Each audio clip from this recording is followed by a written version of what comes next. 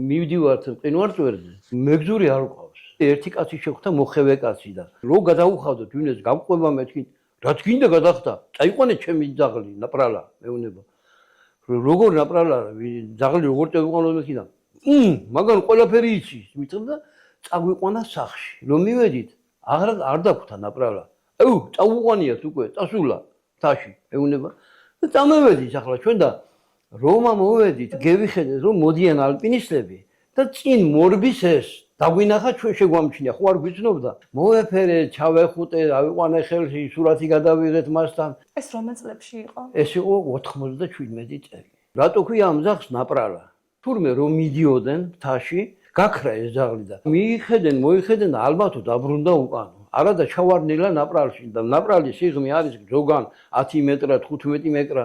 მერე სხვა ალპინისტები მოდიოდნენ მეორე დღეს და ხმა გაიგონენ ძაღლის. ძაღლს იმდენი უმუშავია ღამით, გახურებულა, რო არ გაყენულიყო.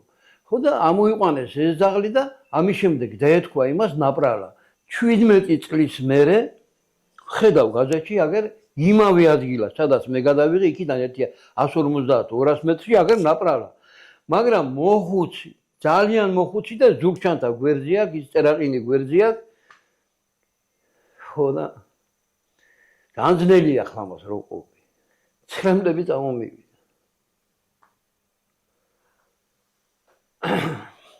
ხო და მივხვდი რომ ცოცხალი აღარ იქნებოდა, იმიტომ 17 წელი გევიდა, მას მერე და 4-5 წლის მაშინ იქნებოდა. თან რა იყო ის საინტერესო თოქში იბამდენ. ნაპრალას. მე არ ვიცი ასეთი ძაღლი თუ არსებობდა და შეიძლებოდა ყოფილიყო ასეთი ჭკვიანი ძაღლი არ მეგონა. ცას ვერ გამოვეკერებით ვერავინ.